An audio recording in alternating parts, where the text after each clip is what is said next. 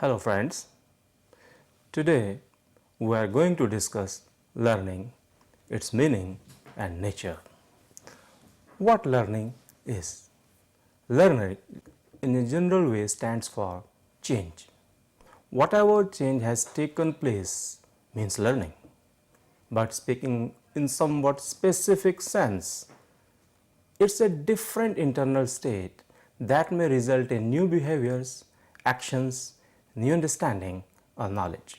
In behavioristic sense, behavior means sum of actions done by the organism in response to the environment.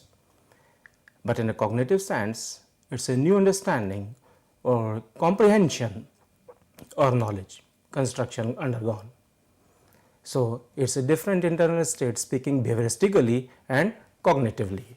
Now, as a precise definition of learning, it's a relatively permanent change in behavior potentiality that results through experiences and cannot be attributed to temporary body states like fatigue, effects of drugs, illness, etc. The term relatively permanent means learning is neither transitory nor a fixed one.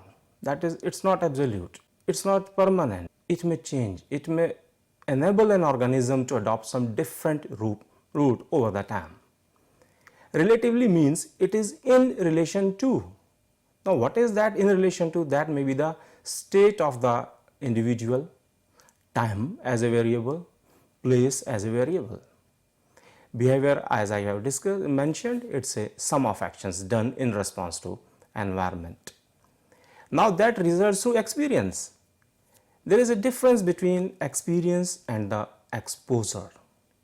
Exposure means the organism has faced that situation, but the question is, has the person as an individual derived some meaningfulness on his or her part? That means the person has undergone exposure but not derived experience. So, experience is the key word for a learning process to undergo. If there is no experience, then no learning has taken place.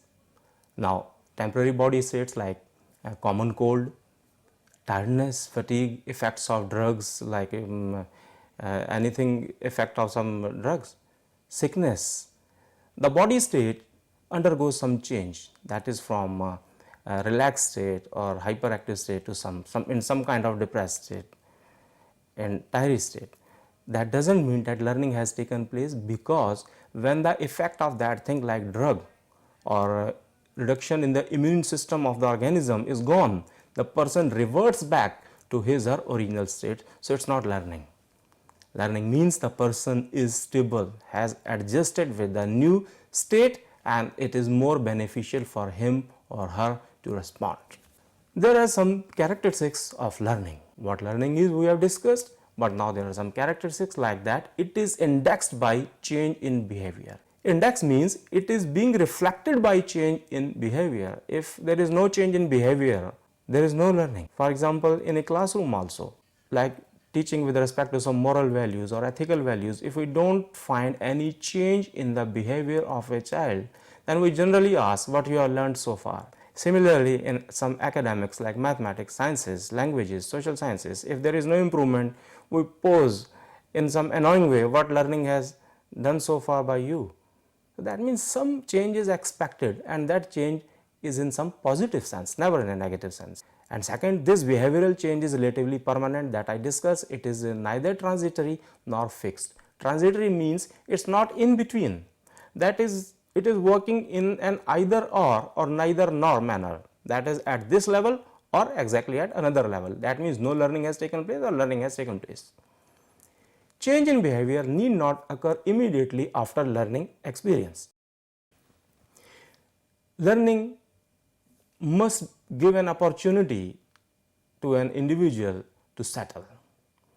Do not expect 2 plus 2 is equal to 4 will be immediately for a primary school child. Similarly, other tasks which are to be mastered by the person must be given some time, because you remember, the thing which is knowledge for teacher as an expert is an information for a student, And we know knowledge is constructed, information is processed. So for information processing to take place on the part of individual, he she must be given some time to work upon, only then those experiences are sedimented. And over the period of time, that information processing facilitates him or her to construct knowledge, and we say that learning has taken place. But speaking behavioristically also, the person must be given some time to respond, not in an immediate manner. Another feature of learning is change in behavior results from experience, practice. That is, it's not sudden. For example, if a person is leading a quite happy life, something negative, adverse happens to his or her life, we see a change in his or her behavior.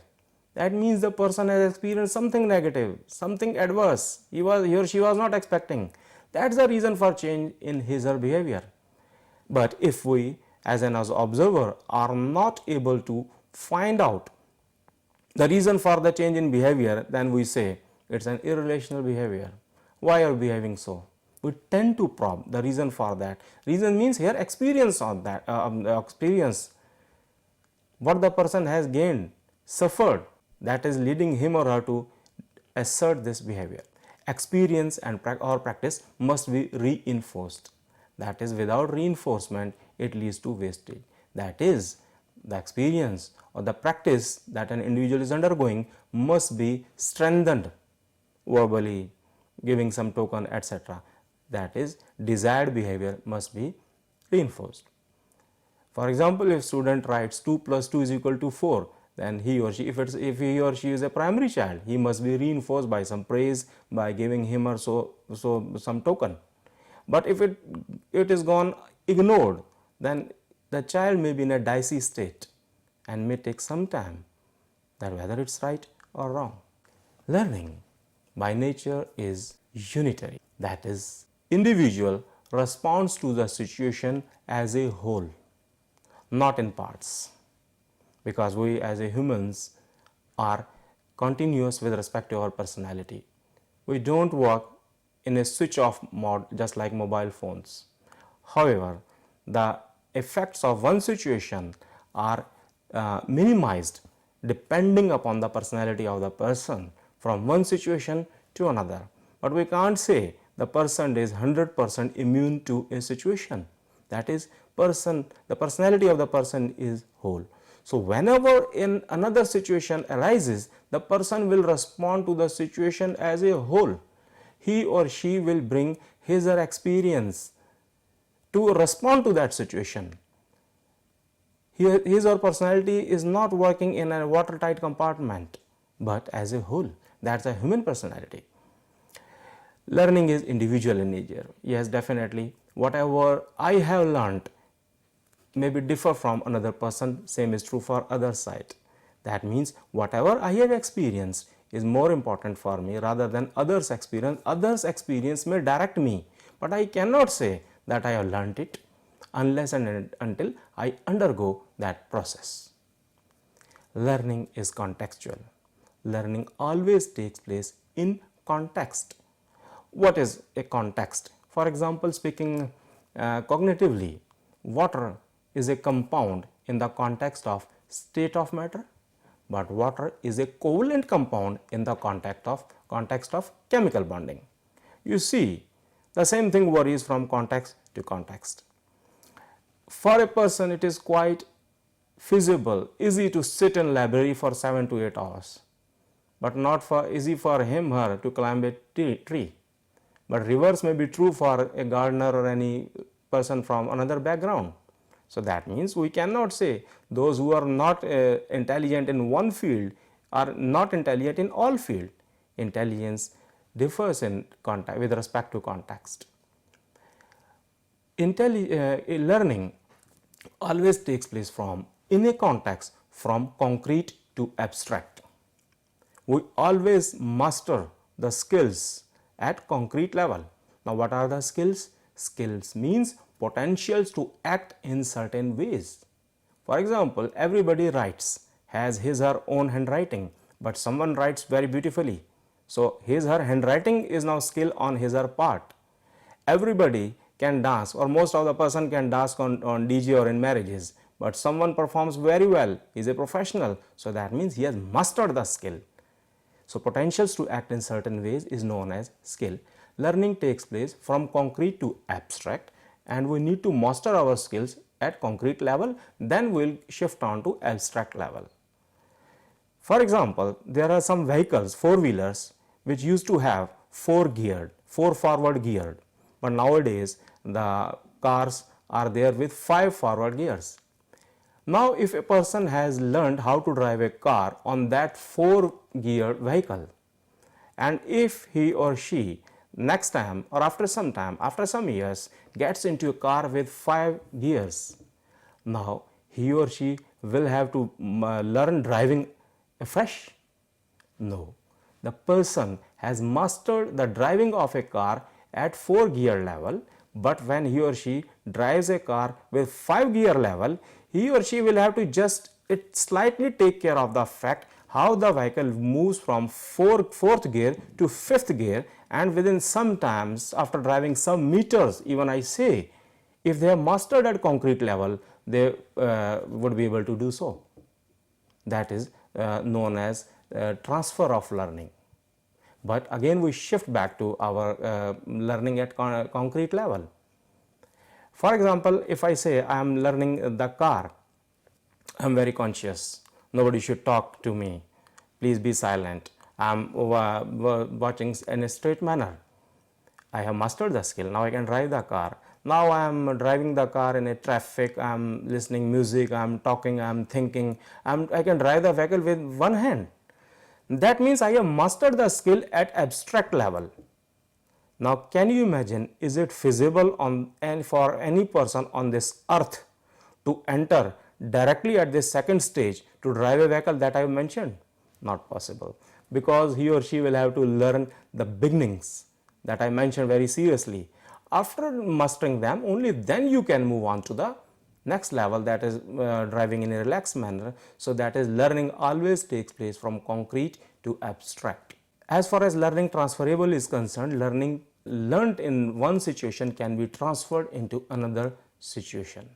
That I discussed in driving four-wheeler, 4-geared vehicle, 5-gear vehicle, it's not necessary to learn me afresh, I can do it. Similarly, if I have learned how to drive a bicycle 15 years ago, I used to drive, but now I left it, now suddenly one day I get bicycle. Now do I need to learn it fresh? No. I learnt it in some another context, in some rural area, in some kachi sadak I should say, but now I can drive it on highway also, or in some pakki sadak also, because I had learned the skill.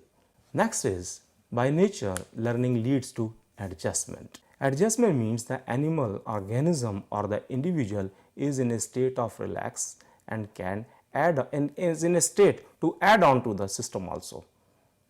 Development of the organism or the individual, that is, the person is on the path of progress.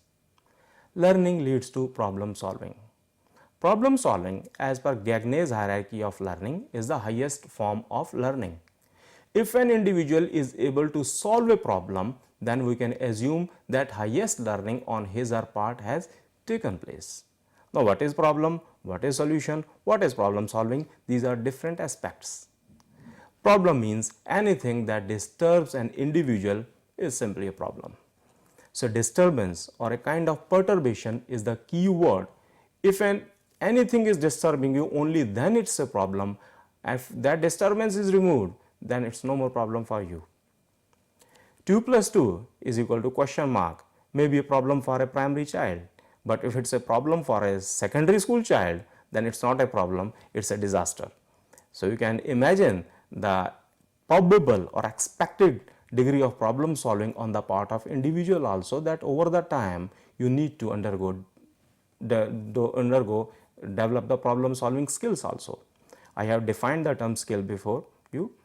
Solution is a state which is arrived by working a strategy, a kind of unit strategy, after which there is no another state possible. Problem solving means the strategies or the means adopted by the individual to arrive at that state of solution starting from state of problem. So, if an individual is able to do so, that means highest form of learning has taken place on his or her part. There are some factors which affect learning also, like motivation. What's motivation? Motivation means inner desire to do something. Motivation may be extrinsic or intrinsic. Extrinsic means the source is external, intrinsic means the source is within. Definitely intrinsic motivation is preferred over extrinsic motivation. If we don't have motivation to work, the person may undergo depression also, may deprive from his or natural performance also. So, prior to that we want to elicit a desired behavior from a child, we need to motivate him or her, and if the person had discerned desired behavior, we need to reinforce him or her, only then perfect learning takes place. So, motivation, desired behavior, reinforcement. Next is meaningfulness. Meaningfulness means the thing has something meaning, concern to me. Why should I learn this? I certainly came across this situation when students used to ask, why should we learn Rutherford model of an atom? Why should we learn Pythagoras theorem or Bernoulli's theorem? Then we had to describe them, why you are learning. That source of meaningfulness within a classroom, that is to show the child a concern, may come from three sources. That is, as it's a matter of day-to-day experience, the child may have some information, learning, prior learning, experience on his or her part, or as per teaching done in previous standard. Third, as per teaching done in my previous classes. I will take one by one. For example, the general concepts like pollution, population, environment, it's a matter of day-to-day concern. For if a 9th class, 10th class child is asks me what's pollution, then he or she also supposed to have some prior knowledge what pollution is. Otherwise, how we can assume ourselves as an aware individual when we are in the grip of technology? So, that means the things are coming from our day-to-day experience. Through this, we can relate his or her previous knowledge with the content in hand, and then we can make the content meaningful to him or her, that how concerned it is for him or her. Second, as per teaching done in previous standard. The sciences curriculum is spiral in nature, mathematics is abstract one.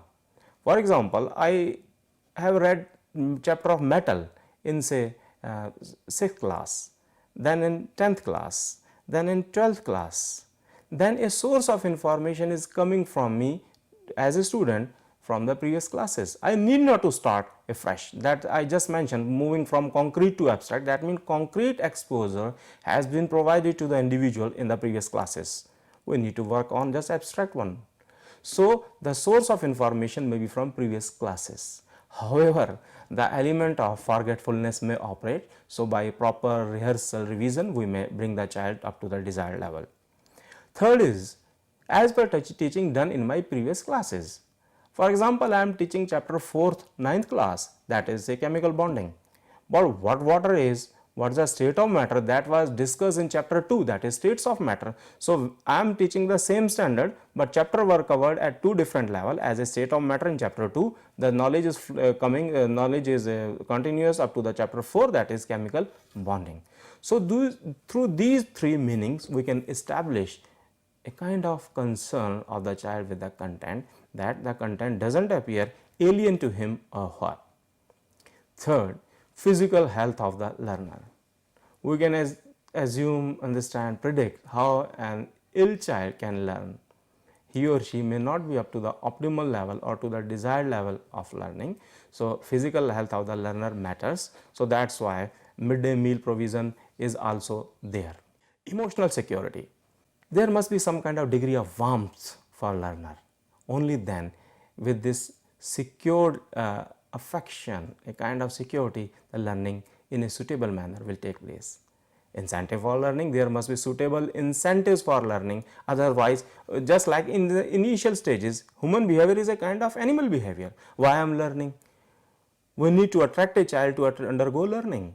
I have seen many cases in kids nursery level, when the teacher at school, at pre-primary school, used to give them some eatables. Okay, you stay with me, I will give you this much eatable material. So it's a kind of learning exposure to the child, that at the school, at the so-called school for the child, environment is similar to home. The child may stay, the child may learn to stay at school, at a place beyond home.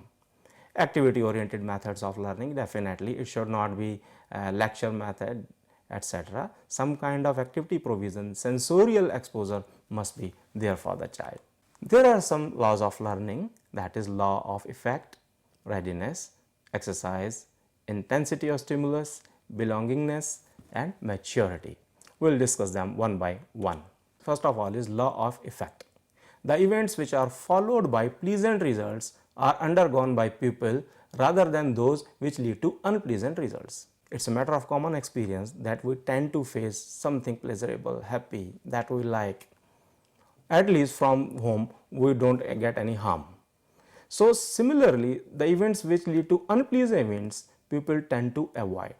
So educational significance of this law is that every event, if it's an academic or a kind of chapter reading, that must be followed by some kind of cross questioning. If the child is able to answer that, he or she must be motivated, or in a kind of manner he or she must be honored, so that the child realize that I underwent so much brainstorming and my teacher has acknowledged it. So acknowledgement on the part of teacher is very necessary. So that's acknowledgement is a kind of pleasant results for the child. So the next time the child will raise his or her hand immediately when the teacher will pose the question. Law of readiness, that is when an individual is ready to learn, then it is satisfying. When she is not ready to learn, it's annoying. So it's a state of readiness. Only then you can enable an organism or an individual to learn. If he or she is in not that state, learning will not take place, because the body is not in a full state to respond. What's a stimulus? What's a response? Stimulus means anything from the environment that causes an organism to react and hence undergo learning.